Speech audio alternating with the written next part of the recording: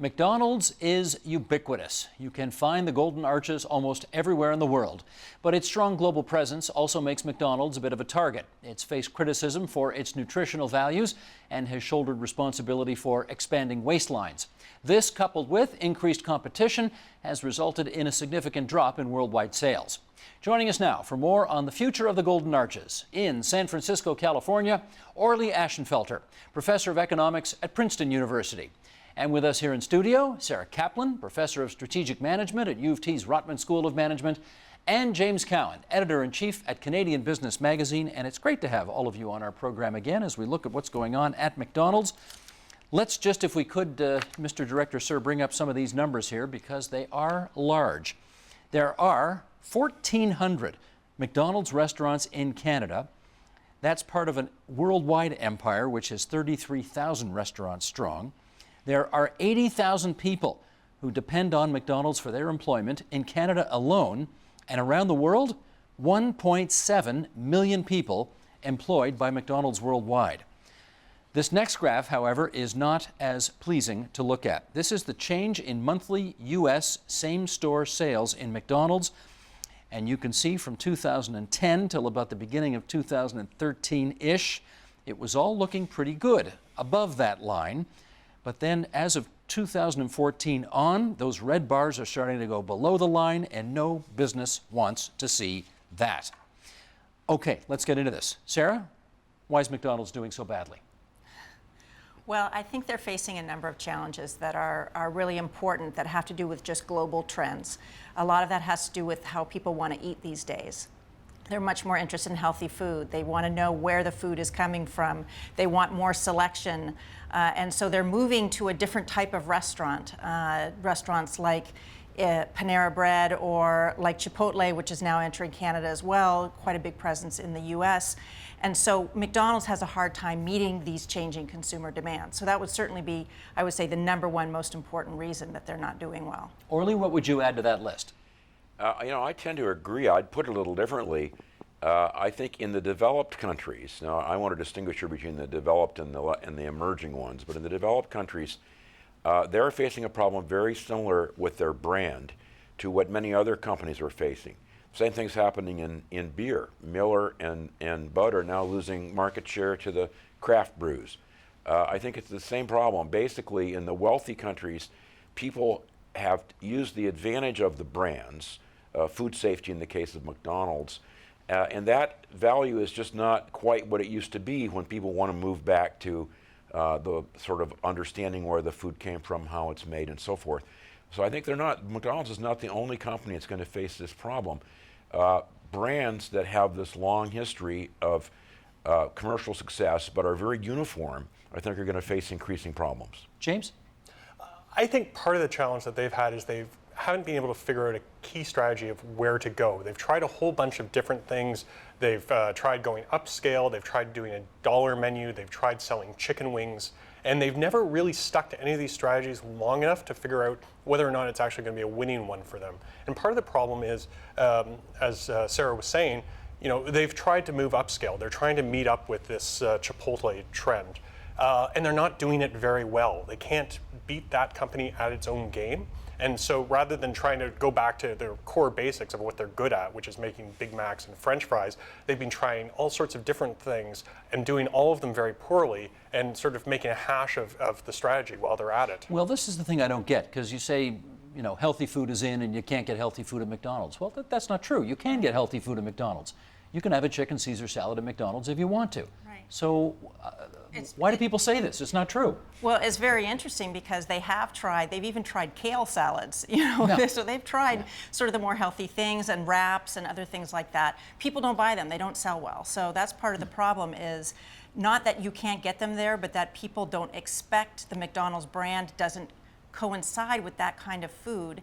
And so people, when they end up going to McDonald's, that's not actually what they want. A few people want it, but not enough. And the other problem is that those kinds of foods and the other kinds of trends that we're talking about They make a hash of it, in part because it has nothing to do with how they do business. The way McDonald's works is it's very mechanized, very systematized, and they can be the same McDonald's that you get in Berlin or in India or in Los Angeles or in Toronto. It's the same because they have a system. That's supposed to be the attraction, though. That's the You know what you're attraction. getting wherever in the world you go. And the problem with all of these kinds of things that we're talking about in fast casual restaurants is that it breaks that system.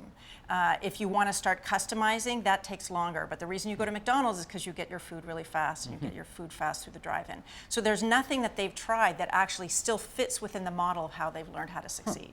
Orly, I note that the average meal, for example, we've been talking about comparisons with Chipotle. The average meal at McDonald's is about $5. The average at Chipotle is $9. Does that suggest that these two businesses are serving different markets and therefore we shouldn't be too tough on McDonald's not being the same as Chipotle? They're not the same as Chipotle. I agree with that. I think that's right. The key to McDonald's is really the commercial aspect of the brand and the fact that they have things that are standardized across countries, within countries. A second point, though, that I didn't mention earlier, I should, though, is McDonald's itself has become increasingly expensive. If you compare, as I've done, what it costs to buy a Big Mac to what a worker who works in a McDonald's makes, that's actually slipped in Canada as well as in the U.S. So they can no longer get 2 Big Macs per hour of work. They're getting less than that. So that McDonald's, I think, has another problem, which is they're becoming a way more expensive than they should be. They probably should be half the price of the Chipotles, not more than half, if they want to stick to the same regimen they've used in the past. James, does that ring true with you? Yeah, and what I was going to add was we've become sort of people who watch watch McDonald's and what's gone wrong have been obsessive about the comparisons to fast casual because that's the segment of the market that's growing really quickly right now with Chipotle, with Five Guys. But if you look at the traditional competitors to McDonald's, the Burger Kings, the Wendy's, the Taco Bells, Harvey's. they're all doing really well as well. They're not growing as fast as fast casual, but they're doing fine as well. And so it's not strictly this notion that McDonald's has to move upscale that is getting in their way. In fact, trying to do that and driving up their prices is probably hurting them. It's that they've sort of abandoned their core market without finding what the next market is going to be for them. Can we do some full disclosure here? Do you eat at McDonald's? I do when I'm on a road trip. So not in Toronto? Not in Toronto. Not in Toronto, but when you're on the road and That's you gotta... yeah, and in a way it's weirdly my little treat. So, because it brings you back sort of to your childhood and it's like that thing that you know that's probably not good for you, but you're on the road so you have to eat it, you know. So for me it's like I'm on TV saying this is my dirty little secret, so. I don't know I don't know why it's a dirty little secret. Anyway. Yeah. It's okay. It's okay. It's legal. Orly, how about you? For me, it's a professional obligation. Right. Since I collect data on wage rates of people who work in McDonald's all around the world, and also on the price of a Big Mac all around the world, I make it a point, as I did not too long ago in China, to go to a restaurant and actually see what it looks like, and also to check on the prices, because the data that we collect are collected by a firm that we like to check on every once in a while. I'm not suggesting they aren't doing a good job, but nevertheless, I like to check on them. So I've been in quite a few, and I can tell you, as Tom Friedman says in his book, The Lexus and the Olive Tree, a Big Mac is just about the same everywhere, whether you like it or not. I happen to like them, but well, I was going to ask you that always. because it's a professional obligation, but is it a professional obligation you like? And you've said yes. It's fine, and in fact, it can lead to some very interesting experiences, especially if you're an American going into a place like that. When you go to India or China, the people who work there and the people who eat there are not Americans. You're going to be completely alone. But it's fascinating. I had a Chinese driver take me there, and I watched what he ordered. He ordered more or less what I did. But they have some Chinese items on the menu, and he wanted some of that. I didn't even know what it was. I still don't know what it was, actually. There were extra things they'd added. And that, I mention it only because that goes a little bit to the idea of how, at least in other countries, McDonald's can add things to the menu that you don't expect to see in the U.S. or Canada. How about you, James? You ever eat there? I do, and I'm sort of the classic turnaround story for Canada, which we should distinguish. McDonald's in Canada is actually doing considerably better than it is in the States. And the reason is some very clever strategies they've had, and I'm a perfect example of that.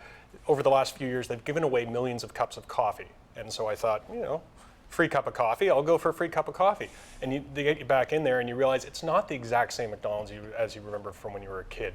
They've done good jobs in cleaning up the restaurants and doing makeovers in terms of their infrastructure. The food's not bad.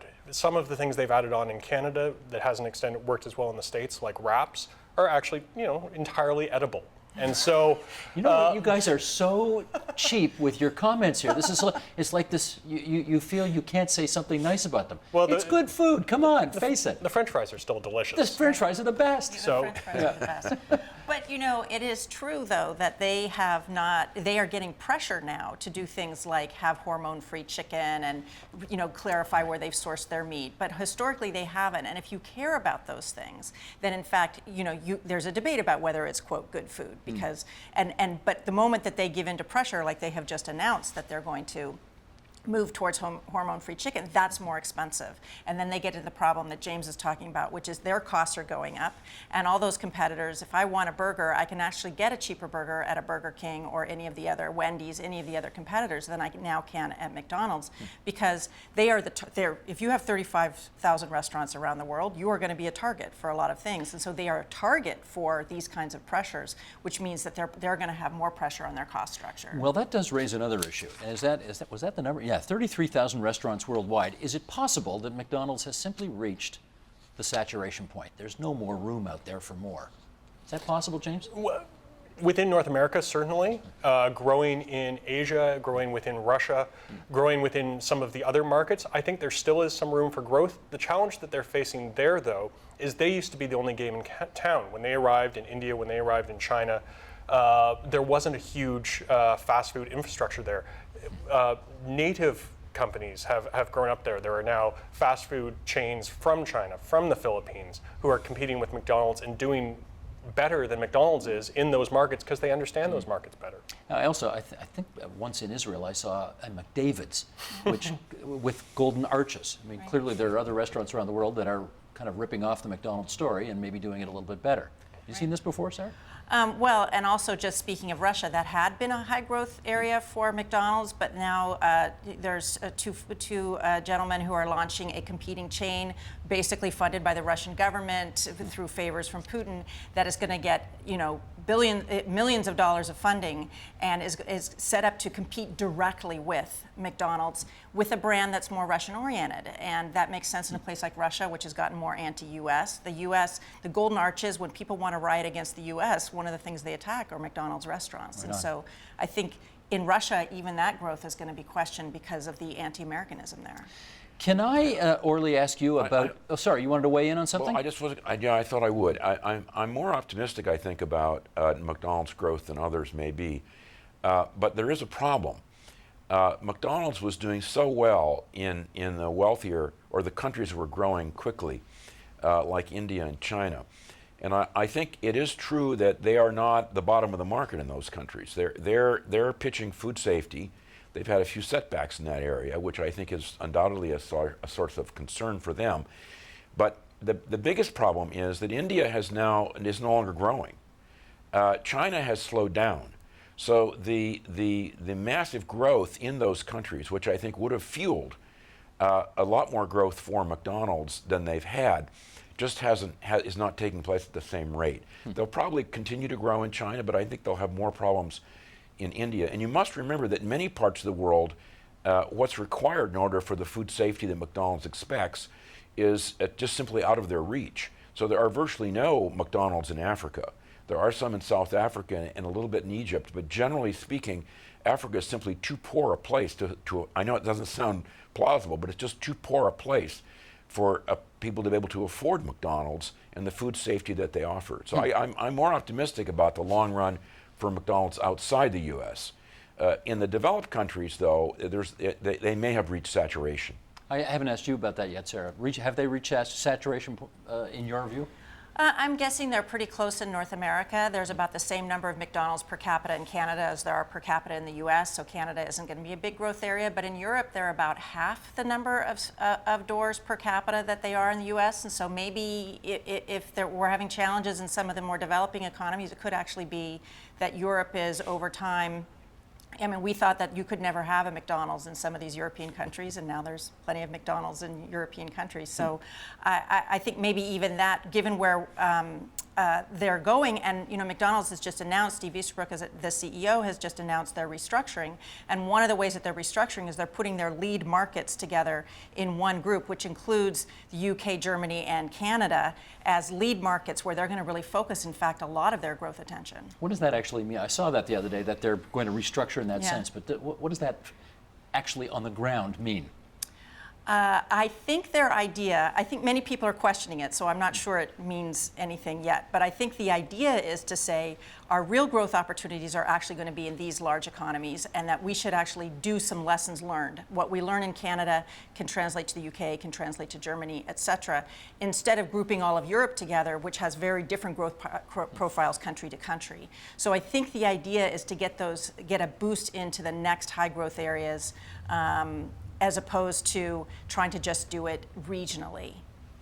And if you have reached market saturation, let's say in Canada or the United States, this is still a profitable company, right? I mean, their numbers are down, but it's still a profitable company. So what does this mean? Well, yeah, and we always have to be careful about talking about whether or not a company is in crisis or not. If you sort of covered up the name of it and looked at how much money they're actually making, what their revenue is, how they're doing for their shareholders, things overall are looking fairly stable for the company. The worrisome thing is once, first of all, the sort of story sets in that it's a company in trouble, then they start to get into trouble with their shareholders, which causes additional challenges for them. But also it creates this knock-on effect where the actual consumers start to look at the company and thinking, well, it's not really... Do they really? Do consumers really look at whether or not a company is making money to decide where they want to go eat there? Well, not whether or not they're making money or not. It's more of an idea of whether or not they're successful. There's no doubt that part of the reason that Chipotle has done so well is people talk about how great Chipotle is, not just as a place to go get a burrito, but as a company. And I think that can translate into McDonald's as well, because you start to feel like, well, maybe it's a little bit cheap, maybe it's a little bit run down. Or I guess I should ask, what role does the fact that McDonald's is still a franchise type operation play in its overall approach, strategy, that kind of thing? Well, it's interesting because part of Steve Easterbrook's big plan to save McDonald's, and first of all, I should say, this is another example of them going with a strategy that's completely unclear in terms of what they're actually going to be doing. He was brought in to fix the company. They came out with this strategy, and I think people were expecting him to come out and say how they were going to fix the food and the restaurant experience. Instead, he talked about how he was going to rearrange the deck chairs. That said, part of their overall plan is to increase the number of franchisees over time, which is something that's worked well for Burger King. And it works well from a corporate perspective because it means, frankly, you have to employ fewer people, you have lower overhead, and you can just reap the reward of a royalty that the franchisees pay to you. The problem it creates, and this is going to be a big challenge for McDonald's as they're trying to reposition themselves, if they try to reposition themselves, is it takes longer to get the franchisees on side. And once you have franchisees who are disenchanted with you, you have real problems. And that's happened to McDonald's in the past when they tried to bring in pizza. Pizza got pulled out really quickly because the franchisees had to be put in charge, had to pay for the pizza ovens, and then couldn't sell any pizza. So you can face a big revolt. It might work out in the short run in terms of actually improving their financial position, but in terms of the long-term viability of the restaurant, I don't see it as being a helpful strategy. Orly, do you have a view on the new CEO and whether he is too focused on sort of corporate restructuring as opposed to different products in the actual restaurants? I don't have a very specific view, but I am aware of this odd aspect of McDonald's, which is there are many company-owned stores, and one of the policies they seem to be looking at now is to sell them off, which of course will generate a lot of revenue because McDonald's franchises are very expensive. Whether that's a good idea or not is unclear to me. I've never really understood, not sure anybody does, exactly why McDonald's has the ratio of company-owned to franchise stores that they have. It is not the same in all countries. And the corporate structure associated with that has never been something I completely understand. So if there's other than just collecting the cash from selling off the stores, I'm not sure there's a clearly articulated strategy there that makes sense to me. Sarah, you got a thought on that? Well, I think the reason they're doing it is probably twofold. One is capital efficiency. You don't own the stores. It's, your balance sheet is going to look good. Your financials are going to look better. The second thing is they had recently announced, because of a lot of boycotts, pressure, and protests, that they were going to increase the wages of the workers in the Walmart stores, at least in the United States, which has much lower minimum wages than here in Canada. There was a lot of pressure moving towards a $15 an hour. So McDonald's announced that they were going to pay their employees at least $1 more than the minimum wage in whatever location where they were. But it only applied to the company-owned stores because they can't control the franchisees. Right. You get rid of stores and you hand them over to franchisees, that burden of dealing with those wage hikes goes away or is reduced. Right now, the wage hike is going to apply to about 90,000 employees.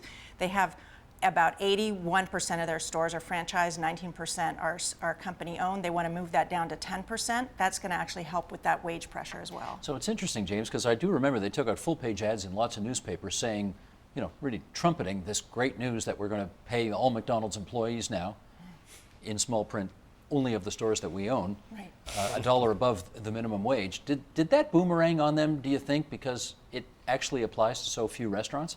I don't know if the number of restaurants that it applied for them necessarily boomeranged. I think the level to which they were moving probably wasn't commensurate with what the public was expecting or what the demands that were being placed upon them were. The other interesting question is whether or not they are doing this for public relations, trying to improve their media perception, or whether or not they're doing this out of some sort of actual interest in terms of improving the welfare of their workers. What do you think? I would hesitate to say that if they were interested in improving the welfare of their workers, they would have done this before they were facing the outcries and the challenges. There are other large corporate companies, Costco is a great example, who are at the forefront of making sure that their workers have a living wage. Now, the other thing to be said is McDonald's, there aren't a lot of full-time careerist clerks at McDonald's. This is a place where people go and get their first job, they get a part-time job, and so there's also some debate about whether or not, out of all of the many issues that McDonald's should be focusing on, whether or not this is the most important one. I think, once again, they might have misread of all of the crises they are facing, which was the one that they had to jump on and get on top of. Orly, I do want to hear you on this because you touched on it earlier, but we should go into some more depth right now. McDonald's is a very important place to you because of what you do. Explain that, if you would. For years now, I've been collecting data on what a worker at a McDonald's makes. This has been expanded now to cover many countries. We also use, as a way to think about a real wage, in other words, one that's measured in purchasing power, we also collect data on Big Mac prices, which of course is available in a lot of places. The Economist actually publishes a pretty good set of data points on that. So I've used that for a long time. I started in 1998 at a point when I was visiting India and was just stunned by the amount of argument people could have over some simple questions of fact, like what's the sort of going rate in a local area. And I should say, responding to the comments earlier, I don't think McDonald's or any of these fast food enterprises is terribly interested in the welfare of their workers, except insofar as the workers show up and are in good shape and can do the job they want them to do. I think most of the time when people announce they're going to bump up wages, it's because they found out that turnover is too high. One of the big problems in McDonald's and all of the fast food chains is they can end up with turnover that's so phenomenally high that it's really not efficient from the point of view of the guy who runs the store in the first place. The incentive to show up just disappears when you don't really make enough to get by. And paying a little more than what others pay is one of the simplest ways to guarantee you can reduce your turnover. Now, we don't know. It must be, I'm sure, that at McDonald's HQ, they must have phenomenal information on all this, on what wages are being paid everywhere, as well as on what turnover rates are like. But my impression is, at least in the U.S., as the job market tightens, there's slowly becoming some pressure to increase wages, even at the bottom, to try to reduce this turnover in job shopping. And McDonald's may simply take that as an opportunity to say, we want to help our workers. But they're really helping themselves, not just the workers, in my opinion. Sarah, that does make sense at a certain level, that if you're spending a lot of money retraining and rehiring and so on, rather than just pay the people you've got more, I mean, it stops making sense at a certain point, right? I think some of it is this question of turnover. Just that can be inefficient, although I think most retailers or fast food restaurants that pay that kind of wage have a system for replacing their workers, because the same thing with a Walmart or other, people do turn over. But I think the key point that Orly made is that the job market is tightening, certainly in the U.S. We've had a long recession, is coming out of it, and just as when Walmart announced their wage increases, you get a lot of positive PR, but basically they're getting the positive PR for in anticipation raising wages that they're going to have to raise for something they would have done anyway. For something they would have done anyway. Exactly. Right. And everybody does that. I mean, of course, take advantage of something you have to do and call it something you're doing for a step toward equality. Right. Despite all the negative things that are said about McDonald's, James, you do have to give them this. They are still one of the best known brands of anything in the world, right? Yep. I mean, give me the top 5. I mean, they're there. For good or for ill, in terms of brand recognition, they are right up there with Coca-Cola, right up there with Disney, right up there with Apple, which has worked its way up into the top.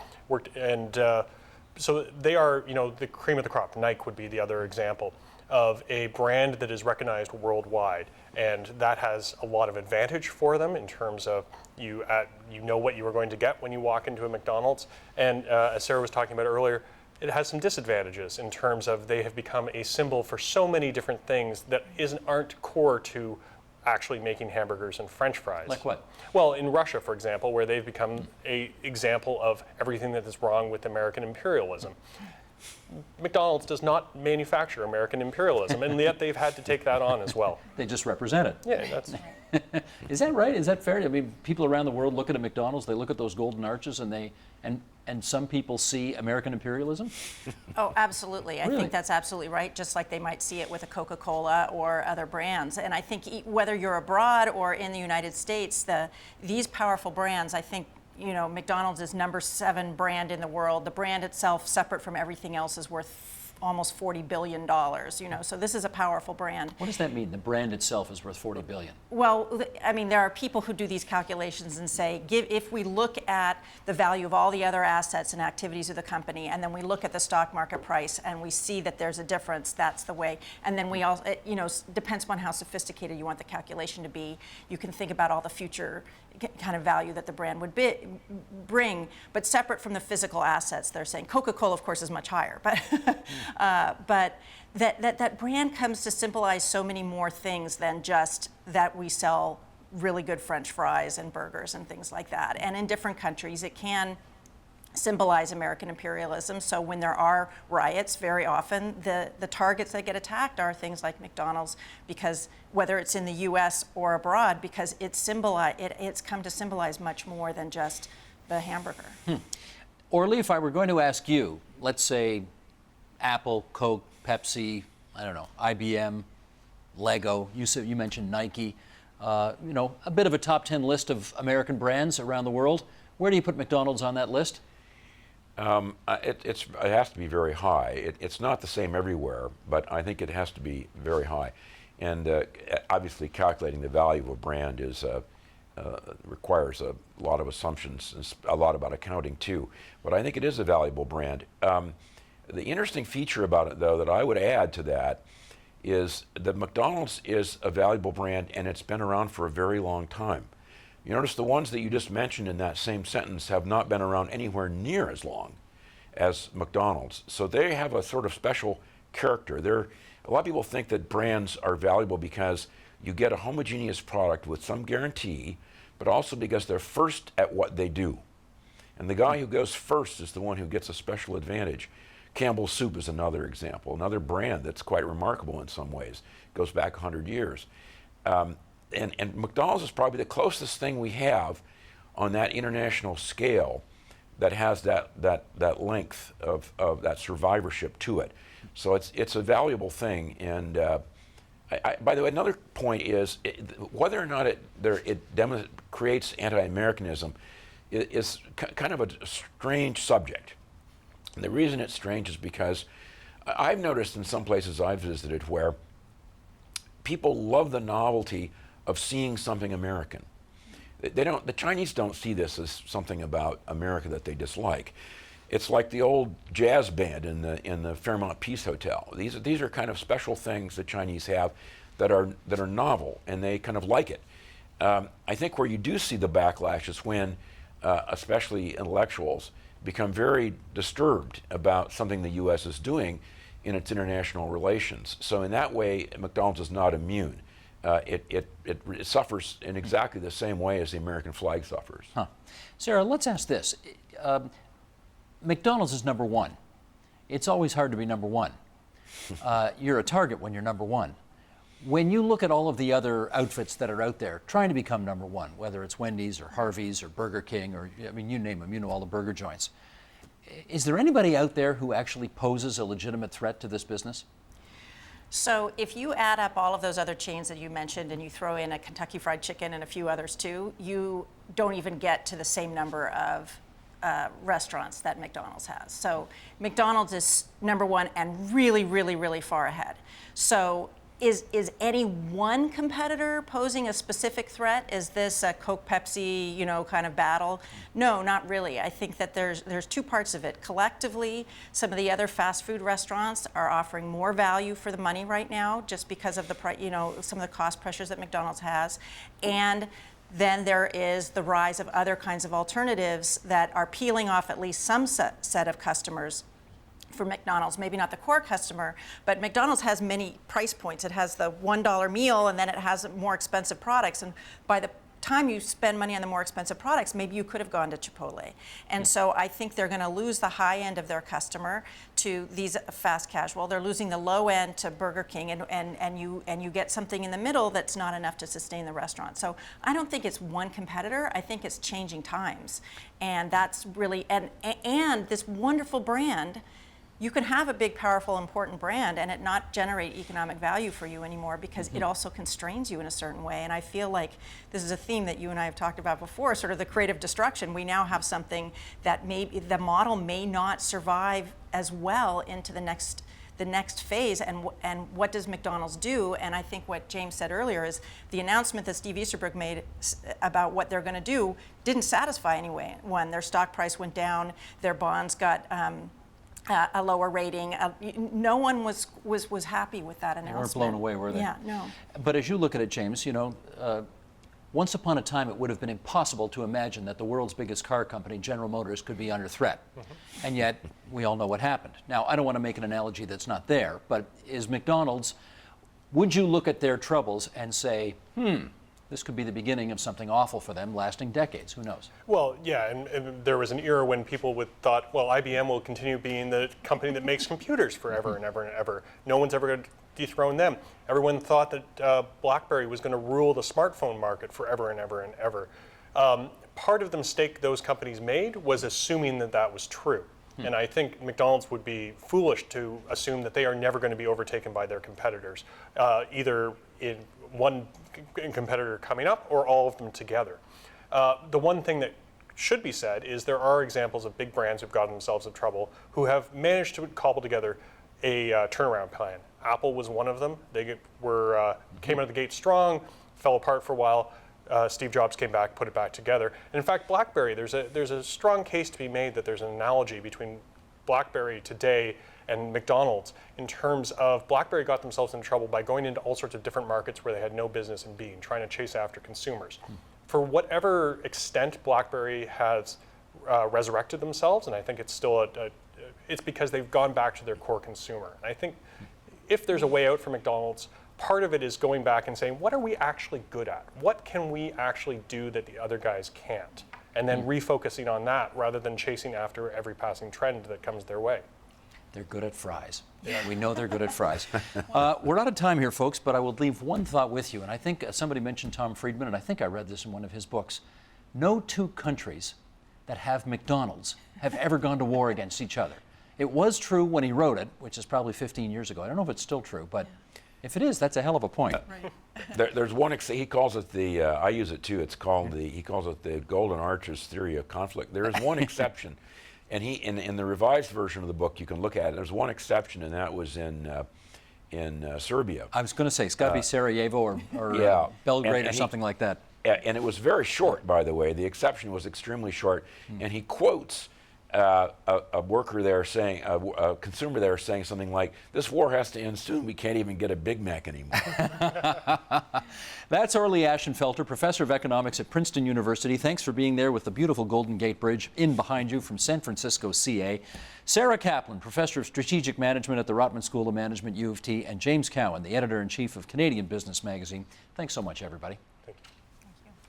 Help TVO create a better world through the power of learning. Visit supporttvo.org and make a tax-deductible donation today.